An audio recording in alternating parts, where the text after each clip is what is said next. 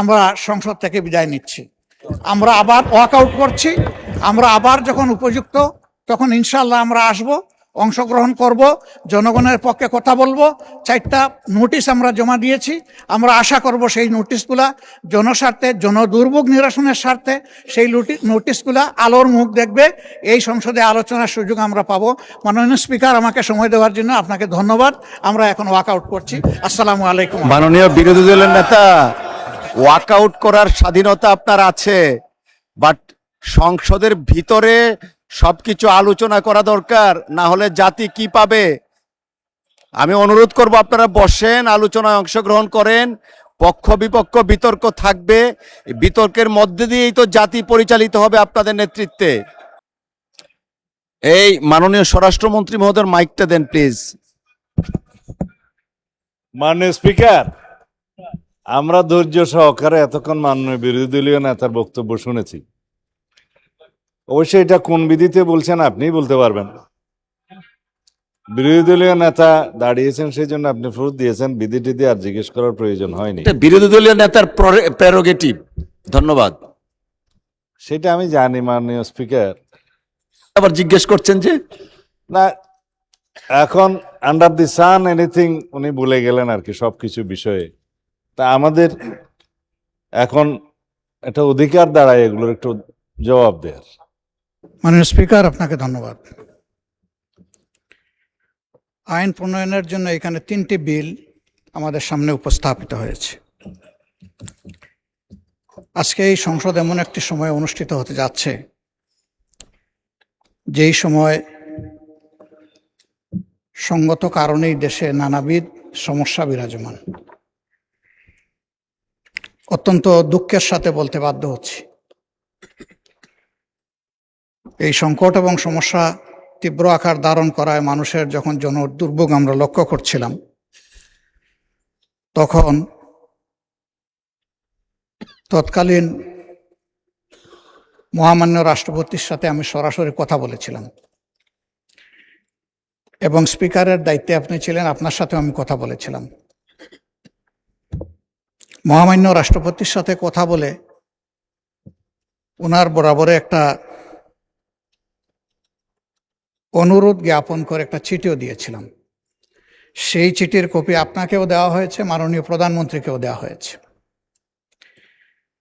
বলেছিলাম যে এই সংসদটা আমাদের জাতীয় সকল কর্মকাণ্ডের মূল হওয়ার যে দাবি রাখে, এই ধরনের একটা স্পর্শকাতর সময়ে সংসদের একটা বিশেষ অধিবেশন আহ্বান করার জন্য। আমি জানি বিধি অনুযায়ী এই অনুরোধ জানানোর কথা মাননীয় প্রধানমন্ত্রীর। তারপরেও আমরা দায়মুক্ত নই, দায়বোধের জায়গা থেকেই এই চিঠিটা ইস্যু করেছিলাম। কিন্তু আজ পর্যন্ত এর কোনো উত্তর পেলাম না। এটার কি হলো? দাবি ছিল সমাজে বিদ্যমান যে সংকট সমস্যা, বিশেষ করে বিদ্যুৎ খাতে যে অব্যবস্থাপনা, একদিকে মানুষ বিদ্যুৎ পাচ্ছে না, লোডশেডিং এর জ্বালা, অন্যদিকে বুথড়ে বিল, এর কোনো সদুত্তর নাই। গ্যাসেরও তীব্র সংকট দেখা দিল। আবার গ্যাসের অপ্রতুলতার কারণে মানুষ আবার তেলের দিকে ধাবিত হলো। এই সব নিয়ে একটা জটিল পরিস্থিতি। আর এই সমস্ত পরিস্থিতির কারণেই দ্রব্যমূল্য হু হু করে বেড়ে যাচ্ছে এবং বেড়ে গেল। দুর্ভোগের এই বিষয়গুলা নিয়ে, হ্যাঁ, আইন শৃঙ্খলা পরিস্থিতির অবনতি। আজকে স্বরাষ্ট্রমন্ত্রী মহোদয় তিনি একটা বিবৃতি দিয়েছেন, তিনি কিছু ডাটা তুলে ধরেছেন। আবার আমাদের বিরোধী দলের পক্ষ থেকে ওই ব্যাপারে উদ্বেগ প্রকাশ করে কিছু কথা বলা হয়েছে, তারাও কিছু তথ্যভিত্তিক বক্তব্য রেখেছেন। জ্বালানি সংকটের কারণে এবং বিদ্যুৎ সরবরাহ নিরবচ্ছিন্ন না থাকার কারণে শত শত কলকারখানা বন্ধ হয়ে গেছে। কেউ 700 বলছে, কেউ 900 বলছে, কেউ 95টা বলতেছে, হোয়াট এভার মেবি। কিন্তু বোঝা যাচ্ছে যে বিপুল সংখ্যক কারখানার উপরে এর একটা নেতিবাচক প্রভাব পড়েছে। কারখানা বন্ধ হওয়ার মানে শুধু মালিক পক্ষ ক্ষতিগ্রস্ত হওয়া না, লক্ষ লক্ষ শ্রমিক যারা এখানে শ্রম বিনিয়োগ করে থাকেন তারাও ক্ষতিগ্রস্ত হওয়া। এর পাশাপাশি আমরা যারা দেশের সাধারণ জনগণ কারখানার এই প্রোডাক্টসগুলো আমরা যারা ব্যবহার করি তারাও ক্ষতিগ্রস্ত। আইন শৃঙ্খলা পরিস্থিতির ব্যাপারে মাননীয় স্বরাষ্ট্রমন্ত্রী তিনি বিবৃতি দিয়েছেন, তিনি একটা তথ্য দিয়েছেন, কিন্তু আমরা যখন সমাজে যাই তখন তার বাস্তবতা খুঁজে পাই না। এর আগে এখানে বিদ্যুৎ জ্বালানি সম্পর্কেও বিভিন্ন সময় বক্তব্য দেওয়া হয়েছে যার সাথে কোনো মিল ছিল না। স্বয়ং স্পিকারের আসন থেকেও বলা হয়েছিল তখন যে আমার এলাকায় তো বিদ্যুৎ পাই না। এটার সাথে আসলে আমরা কোনো মিল খুঁজে পাচ্ছিলাম না। সেই কঠিন সময়ে যখন জ্বালানি নিয়ে ভয়াবহ সমস্যা দেখা দেয় তেল নিয়ে, তখন এই সংসদে একটুখানি আলোচনার ফলে একটা সমাধান বের হয়ে এসেছিল এবং সমাজ আতঙ্ক থেকে রক্ষা পেয়েছিল। আমরা এরকমই একটা সদিচ্ছা নিয়ে এই সংসদ অধিবেশনটা আহ্বান করার অনুরোধ জানিয়েছিলাম এবং আলোচনাকালে এটাও বলেছিলাম যে এটার জন্য কয়েকদিনের প্রয়োজন নাই, কয়েকটা ঘন্টার জন্য ডাকলেই হবে, কিন্তু দেখা হলো না। আজকে আমাদের সামনে এখন 3টা বিল এসেছে, সেগুলো আজকে অবশ্য আলোচনা হবে না, উত্থাপনের জন্য এসেছে, কিন্তু এর মধ্য দিয়ে তার প্রক্রিয়াটা শুরু হবে। মাননীয় স্পিকার, আমাদের এই সংসদটা আমরা সবাই বলে আসছি যে এটা গতানুগতিক কোনো সংসদ না, এটা ভিন্ন ধর্মী একটা সংসদ এবং 24-এর রক্তের উপর দাঁড়িয়ে থাকা একটা সংসদ। আশা ছিল যে সংসদের সূচনা থেকেই আমরা একটা ফ্রেশ স্টার্ট করতে পারবো, দেশের জন্য, জাতির জন্য নতুন একটা সূচনা হবে, পরিবর্তনের একটা সূচনা হবে। সেই লক্ষ্যেই আমাদের সংসদ নির্বাচন এবং গণভোট অনুষ্ঠিত হয়েছিল। সংসদ নির্বাচন অনুযায়ী, এর ফলাফল অনুযায়ী সংসদ আহ্বান করা হয়েছে, কিন্তু গণভোটের জন্য সংস্কার পরিষদের সেই সভাটার আহ্বান করা হলো না। এটা যখন উপেক্ষিত হলো, আমরা নোটিশ দিলাম, আলোচনা হলো 3 ঘন্টা, তারপরে বিষয়টা টকড আউট হয়ে গেল। টকড আউট মানে নো রেজাল্ট। আমরা এখানে আসলে নিজের জন্য এই বিষয়টা উত্থাপন করিনি, জাতির জন্য ছিল, যেখানে প্রায় 70% মানুষ হা ভোটে রায় দিয়েছিল এবং আমরা উভয় পক্ষ, এখন যারা সরকারি দলে আছি, বিরোধী দলে আছি, আমরা সবাই ছিলাম তখন গণভোটের পক্ষে এবং হায়ের পক্ষে। আমরা কম হোক বেশি হোক আমরা সবাই ক্যাম্পেইন করেছি, কিন্তু এইটা যখন বাস্তবায়িত হলো না, জনগণের মধ্যে একটা আতঙ্ক, একটা অনিশ্চয়তা, একটা সন্দেহ দেখা দিল। আমরা বারবার এই বিষয়টা বলে আসছি, তার কোনো প্রতিকার পেলাম না। এখানে বরঞ্চ তার বিকল্প হিসাবে বলা হলো যে সংস্কারের বিষয়টা বা সংস্কার পরিষদ গঠনের বিষয়টা যেহেতু সংবিধানে নেই, এই জন্য এটা বেআইনি, আপনারা যে শপথ নিয়েছেন এটা অবৈধ শপথ। উল্টা আমাদের উপরে আরেকটা বোঝা চাপিয়ে দেওয়া হলো। অথচ এটা জনগণের দেওয়া রায়, উভয়ে মেনেছিলাম, সেই ভিত্তিতেই এই নির্বাচন হয়েছিল এবং যে অর্ডারের মাধ্যমে নির্বাচন হয়েছে, একই অর্ডারে লেখা ছিল যে 30 দিনের ভিতরে সংসদ অধিবেশন ডাকতে হবে এবং একইভাবে সংস্কার পরিষদের সভা আহ্বান করতে হবে। উল্টা দায় এসে গেল আমাদের উপরে, আমরা ন্যায়ের পক্ষে, জনগণের পক্ষে থাকার পরেও। মাননীয় স্পিকার, আমরা তো এখানে জনগণের জন্য কথা বলেছি, এটা কোনো দলীয় সুবিধা নেওয়ার জন্য আমরা বলি নাই। বিরোধী দল এখান থেকে লাভবান হবে এমনও কোনো সম্ভাবনা নেই। 18 কোটি মানুষের রাইটের পক্ষে ছিল আমাদের এই কথাগুলা, যে কারণে ফেসিবাগ যুগে যুগে জেকে বসেছিল এই জাতির গাড়ে। আমরা চেয়েছিলাম ওই জায়গাগুলো পরিষ্কার হোক, কিন্তু আমরা বিস্ময়ের সাথে লক্ষ্য করলাম গণভোটের রায় তো মানা হলোই না। 133টা অর্ডিন্যান্স যেটা ছিল, এখান থেকে 20টাকে ল্যাপসেস করে দেওয়া হলো, যেগুলো ছিল খুবই গুরুত্বপূর্ণ। বিচার বিভাগের স্বাধীনতা, স্বাধীন দুর্নীতি দমন কমিশন, স্বাধীন মানবাধিকার কমিশন, গুম কমিশন, পুলিশ সংস্কার কমিশন, নির্বাচন কমিশন, এই বেসিক জায়গাগুলো যেগুলা ঠিক না হলে ফেসিবাদ থেকে এই দেশ এবং সমাজ মুক্তি পাবে না, সেগুলাই ল্যাপস করে দেওয়া হলো। এখন আমরা দেখছি যে সেইগুলা আস্তে আস্তে বিভিন্ন কায়দায় আপনারা এখানে, মানে আপনারা বলতে সরকারি দল এখানে নিয়ে আসছেন। আরেকটা বিষয় এখানে লক্ষণীয়, আজকের দিনটা হলো বৃহস্পতিবার। আমাদের কনসেনসাস অনুযায়ী এই দিনটা হচ্ছে বেসরকারি দিবস। বেসরকারি দিবসে সরকারি বিল আসে কিনা এটা আমি জানি না, আমাকে জানালে আমি খুশি হব। আজকের দিনটা হলো বেসরকারি সদস্যদের জন্য। হ্যাঁ, বেসরকারি সদস্য বিরোধী দলেরও হতে পারেন, সরকারি দলের হতে পারেন, মন্ত্রীদের বাইরে যারা আছেন তারা সকলেই আমরা বেসরকারি সদস্য। আমরা সেই বিল আনতে পারি এবং পেন্ডিং অনেকগুলা বেসরকারি বিল আছে, সেই বিলগুলো আজকে না এনে আমি মনে করি যে এখানে অধিকার ক্ষুণ্ণ করা হয়েছে এবং আজকে এখানে যেভাবে সরকারি বিল উত্থাপন করা হচ্ছে এটা বোধহয় কোনো ভালো নজির হবে না। হ্যাঁ, স্পিকারের জুরিসডিকশনের জায়গা থেকে যদি কিছু করার থাকে সেটা আমরা জেনে নেব, কিন্তু আমরা এটাই জানতাম যে বেসরকারি দিবসটা বেসরকারি সদস্যদের জন্য। এই সব কিছুতে আমরা দেখতে পাচ্ছি যে সংসদকে ঠেলে একতরফাভাবে এক পেশে করে নিয়ে যাওয়া হচ্ছে। আমরা নীতিগতভাবে এই ধরনের বিলে আমরা অংশগ্রহণ করতে চাচ্ছি না। আমরা আশঙ্কা করছি যে এর মাধ্যমে সংস্কারের যে মূল দাবি সেইটাকেই চাপা দেওয়া হবে। তা আমরা সেই চাপা দেওয়ার পক্ষে নাই। আমরা সংস্কারের মূল দাবির পক্ষে জোরালো এবং স্পষ্ট অবস্থান আমাদের। আমরা এখান থেকে সরিনি। আমাদেরকে অফিসিয়ালি নন অফিসিয়ালি এই পার্লামেন্টের ভিতরে এবং বাইরে অনেকবারই অনুরোধ করা হয়েছে যে সংবিধান সংশোধনের কমিটিতে আসেন। একটা কমিটি এখানে পাশ হয়েছে, আমাদের প্রতিবাদ ছিল, আমরা অংশগ্রহণ করি নাই, সব ঠিক আছে। ওইটা পাশ হয়েছিল সংবিধান সংশোধন কমিটি নামে। পরে আমরা যখন বললাম যে সংবিধান সংশোধন কমিটি নামে কোনো কমিটি হওয়ার কোনো বিধান নেই, আমরা পরে শুনলাম যে এটার আগে একটা বিশেষ শব্দ বসানো হয়েছে। সেই বিশেষটা এখানে পাশ করা হয়েছে কিনা আমি জানি না। একটা কমিটি যদি আসলে এই হাউস থেকে পাশ করানো হয় তাহলে তার প্রত্যেকটি অক্ষরও এখান থেকে পাশ করাতে হবে। সেটা তো হয় না। ওইটার পক্ষে আমরা ছিলাম না, এটা বড় কথা না। আমি বলছি যে এখানে প্রসিডিওরটাও মেনটেন করা হয়নি। মাননীয় স্পিকার, এই সমস্ত বিষয় বিবেচনায় নিয়ে এখন যে বিষয়টা আপনি উত্থাপনের দিকে যাচ্ছেন, আমরা যেহেতু এই আলোচনায় বৃহৎ স্বার্থে আমরা পুরা সংস্কার চাই, আমরা গণভোটের বাস্তবায়ন চাই, এবং আমরা এইভাবে খণ্ডিত কোনো প্রসেসের অংশ হতে চাই না। এই জন্য আমরা এখন আর এই আলোচনায় আমরা অংশগ্রহণ করব না।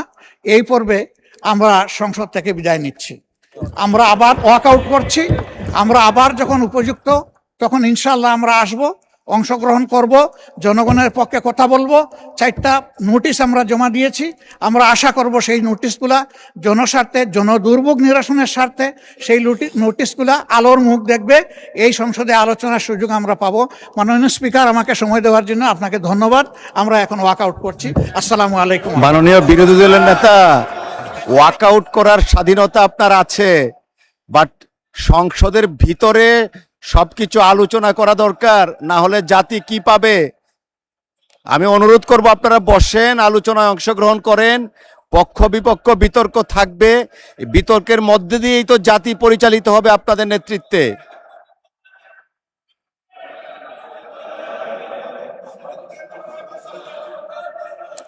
কি মাননীয় স্বরাষ্ট্রমন্ত্রী মহোদয় কিছু বলবেন? এই মাননীয় স্বরাষ্ট্রমন্ত্রী মহোদয়ের মাইকটা দেন প্লিজ।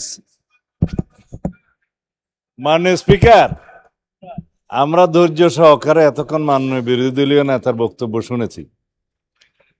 অবশ্যই এটা কোন বিধিতে বলছেন আপনিই বলতে পারবেন। বিরোধী দলীয় নেতা দাঁড়িয়েছেন সেই জন্য আপনি ফোর্স দিয়েছেন, বিধি টিধি আর জিজ্ঞেস করার প্রয়োজন হয়নি। এটা বিরোধী দলীয় নেতার প্রেরোগেটিভ। ধন্যবাদ। সেটা আমি জানি মাননীয় স্পিকার। আবার জিজ্ঞেস করছেন যে না, এখন আন্ডার দি সান এনিথিং উনি বলে গেলেন আর কি সবকিছু বিষয়ে। তা আমাদের এখন একটা অধিকার দাঁড়ায় এগুলোর একটু জবাব দেওয়ার, তা না হলে রেকর্ডে থাকবে না। উদ্দেশ্য ছিল প্রধানত এই আইন প্রণয়ন কর্মকাণ্ডে সহযোগিতা না করা।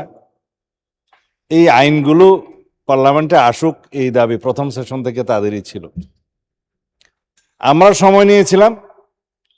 মানবাধিকার কমিশন আইনটা ইন্টারিম গভর্নমেন্টের সময় খুব তাড়াহুড়ো করে একটু ভুল ত্রুটি রেখে এই আইনটা কমিশন করেছেন মানবাধিকার কমিশন, এবং আমরা কথা দিয়েছিলাম যে সবার সাথে আলোচনা করে দেশি বিদেশি সব stakeholder, diplomatic mission, rights bodies এবং ইউএনডিপি সহ সমাজের আমাদের যে হিউম্যান রাইটস বডিজ যেগুলো আছে আমার অর্গানাইজেশন, সবার সাথে কথা বলে সেমিনার সিম্পোজিয়াম করে তারপরে আমরা একটা সুন্দর ইন্টারন্যাশনাল স্ট্যান্ডার্ড এবং ম্যাচিং উইথ আওয়ার কালচার একটা আইন নিয়ে আসবো। সেটা আইনমন্ত্রী যথেষ্ট পরিশ্রম করে কয়েক মাস আমরা সবাই আলাপ আলোচনা করে একটা মানবাধিকার কমিশন আইন আজকে বিল আকারে নিয়ে এসছে। কিন্তু এই বিলের কপি যথেষ্ট আগে সবাইকে সরবরাহ করা হয়েছে। তারপরেও আজকে বিলটা শুধু উত্থাপিত হওয়ার কথা এবং কমিটিতে প্রেরণের কথা। এরপরে সময় পাওয়া যেত 2-4 দিন, তারপরে সেটা বিবেচনাতে আসতো। একই বিষয় গুম প্রতিকার এবং প্রতিরোধ, এই আইনটাও আমরা একইভাবে সবার সাথে আলাপ আলোচনা করে একটা সমৃদ্ধ শক্তিশালী আইন নিয়ে এসেছি আজকে বিল আকারে। সেটাও উত্থাপিত হওয়ার কথা, পরে কমিটিতে যাবে, আলাপ আলোচনা হবে। এইটা উসিলা হতে পারত যে এই কারণে আমরা এই বিলের উত্থাপনের বিরুদ্ধে আমরা ওয়াক আউট করলাম, যথেষ্ট সময় দেওয়া হয়নি। কিন্তু যে সমস্ত বিষয় এখানে বলা হলো, মাননীয় স্পিকার, বিরোধী দলীয় নেতার কি কোনো এখতিয়ার আছে রাষ্ট্রপতিকে চিঠি দিয়ে সংসদ আহ্বান করার জন্য? নাই। তিনি আপনার সাথে কথা বলেছেন, ইনফর্মালি বলতে পারেন, আপনি স্পিকারের দায়িত্বে ছিলেন। মাননীয় মহামান্য রাষ্ট্রপতির সাথে কথা বলেছেন, তিনি বললেন, চিঠি দিয়েছেন, বললেন জবাব পেলেন না। যেই চিঠির দেয়ার এখতিয়ারে নাই, সেই চিঠির জবাব কিভাবে দেয়া হবে? দ্বিতীয় হলো, যে আলোচনাটা তারা 1 সপ্তাহ আগে করতে চাইলেন, সেটা 1 সপ্তাহ পরে করলে এমন কিছু অসুবিধা হতো না, সেটা আজকে সংসদ শুরু হয়েছে। রাষ্ট্রের অনেক নির্বাহী বিভাগের অনেক কাজ থাকে। ইতিমধ্যে মহামান্য রাষ্ট্রপতির নির্বাচন অনুষ্ঠিত হয়েছে এবং শপথ গ্রহণ হয়েছে। অনেক রাষ্ট্রীয় ফাংশনস এগুলো করতে হয়েছে। তার ভিতরে তো সংসদ অধিবেশন ডাকার কোনো প্রস্তুতিই ছিল না। তারপরও রিজনেবলি এগিয়ে নিয়ে এসে আজকে এই সংসদ আহ্বান করা হয়েছে। এটা একটা বাহানা হয়। আমি থাকলে এটাও অসংসদীয় বলতো। হয়তো আমি কোন শব্দ আজকে অসংসদীয় বলেছি আমি নিজেই বুঝতে পারছি না। কারণ আমার ভাষা জ্ঞান যতই খারাপ হোক, আমি খুব সচেতন থাকি যাতে কোনো আনপার্লামেন্টারিয়ান ওয়ার্ড এখানে ইউজ না করতে হয়। তারা যখন মানে ওপেন এন্ডেড কথা বলে, যে দেশে চুরি ছিনতাই হচ্ছে, এই ব্যাপারে আপনার বক্তব্য কি? স্পেসিফিক করে বলতে বলেছিলাম, তাহলে আমি উত্তর দেব। বলেছে কোনো একজন বিরোধী দলীয় সংসদ সদস্যের উপর আক্রমণ হয়েছে, মামলা হয়েছে, উল্টা তার লোকজনকে গ্রেফতার করা হয়েছে। কোন সংসদ সদস্য, কোথায় আক্রমণ হয়েছে, কোথায় গ্রেফতার হয়েছে বললে আমি জবাব দিতে পারতাম। ওপেন এন্ডেড কথার তো কোনো জবাব হয় না। সেই জন্য আমি বলেছিলাম যে জনসভায়, বাইরে, শাহবাগে, গুলিস্তানে অনেক কথা বলা যায়, কিন্তু সংসদে বলতে গেলে সেটা স্পেসিফিক নির্ধারিতভাবে বিধি মোতাবেক বলতে হবে। যাই হোক, আমি একটা স্টেটমেন্ট দিয়েছি বললেন, আমি আজকে কোনো স্টেটমেন্ট দেইনি। এগুলো ডাটা আমাদেরকে রেডি রাখতে হয়, আমরা প্রস্তুত হয়েই আসি এবং সেরকম ডাটা প্রশ্নের উত্তরে জবাবে, সম্পূরক প্রশ্নের উত্তরে জবাবে আমরা বলেছি, কোনো বিবৃতি দেয়নি। তিনি বললেন আমি বিবৃতি দিয়েছি, বিরোধী দলীয় নেতা। তিনি এই সুযোগে গ্যাস, বিদ্যুৎ, তেল ইত্যাদির কথা বলে গেলেন। তো এইখানে গ্যাস, তেল, বিদ্যুতের জন্য তারা গত সেশনও সময় চেয়েছিলেন, সম্ভবত তার আগের সেশনে। এখানে মাননীয় প্রধানমন্ত্রী, বিরোধী দল, সরকারি দল মিলে ওনাদের প্রস্তাবে একটা কমিটি করে দিয়েছিলেন, আলোচনা হয়েছে। এখানে 1 ঘন্টা ধরে আলোচনা হয়েছে, সমস্যা সমাধানের জন্য তারা সহযোগিতা করবেন বলেছেন। কিন্তু বাইরে মাঠের বক্তৃতা তো অন্য। মাঠে এখন যে সমস্ত কর্মসূচি তারা দিয়েছে, সেই বক্তব্যের সাথে, সেই কর্মসূচির সাথে ভিতরের আলাপের তো কোনো মিল নেই। সহযোগিতায় যদি করতে চান আসুন, আবারও 68 বিধিতে আলোচনা হতে পারত, 62 বিধিতে আলোচনা হতে পারত। সেই প্রস্তাব তো দিলেন না, কারণ ওয়াক আউট যে করতে হবে পরিকল্পিতভাবে। সেই জন্য আমি এখানে বলতে শুনলাম কারখানা বন্ধ হয়েছে। আপনারা নিয়ে আসেন তথ্যভিত্তিক, কোথায় কারখানা বন্ধ হয়েছে, কয়টা বন্ধ হয়েছে, গ্যাসের কারণে, বিদ্যুতের কারণে। হ্যাঁ, দেশে আমাদের মতো পৃথিবীর বিভিন্ন দেশে যারা গালফ থেকে তেল এবং গ্যাস নিয়ে আসে, সেই গালফের সরবরাহটা বিঘ্নিত হওয়ার কারণে পৃথিবীর বহু দেশে তেল গ্যাসের মূল্য ডবল হয়েছে। বাংলাদেশে তো তা হয়নি। আমরা একটা 17 বছরের অপরিকল্পিত গ্যাস সাপ্লাই নির্ভর এই বিদ্যুৎ জেনারেশন সিস্টেমের মধ্যে চলছি, যেটা কারেকশন করতে আমাদের প্রতিনিয়ত হিমশিম খেতে হচ্ছে। মাননীয় প্রধানমন্ত্রীর নেতৃত্বে আমরা সমস্ত পরিকল্পনা প্রণয়ন করে ফেলেছি। কোথায় এফএসআরও হবে, কোথায় গ্যাস ভিত্তিক বিদ্যুৎ কেন্দ্র হবে, কোথায় তেল ভিত্তিক হবে, জরুরি ভিত্তিতে ফার্নেস অয়েল ভিত্তিক বিদ্যুৎ কেন্দ্র এখন শুরু করা হবে। সবকিছুর উদ্দেশ্য হচ্ছে দেশে যাতে কোনো রকমের সংকট না হয়, উৎপাদন কারখানা যেন বন্ধ না হয়, কোনো রকমের কোনো উৎপাদনশীলতা যাতে ব্যাহত না হয় সেজন্য, এবং তার উপর ভিত্তি করে যাতে দ্রব্যমূল্য বৃদ্ধি না হয়, সেগুলো আমাদের সবই নজরে আছে।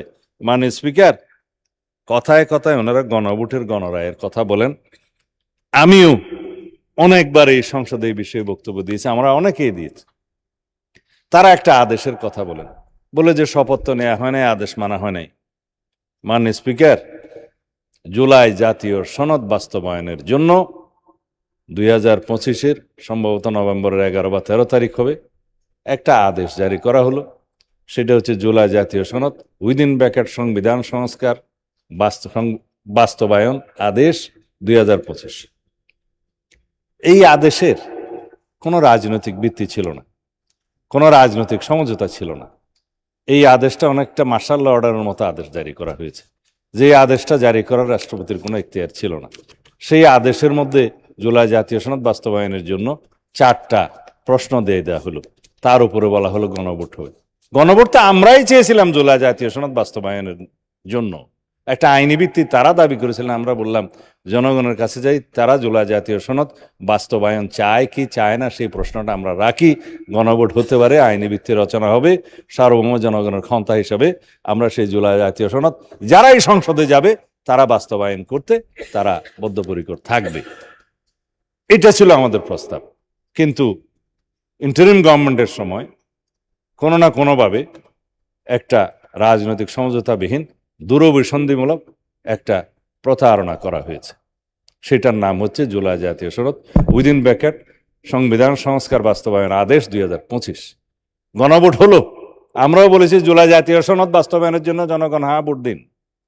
আমরা তো আছি সেই জায়গায়, এবং জুলাই জাতীয় সনদ বাস্তবায়নের জন্য আমরা বললাম আসুন আমরা সংবিধান সংশোধন কমিটি করি, বিশেষ কমিটি করি, আপনারাও আসুন, আমরা সবাই মিলে কথা বলি, আপনাদের কি কি বক্তব্য আছে সেটা আমরা এখানে নেই।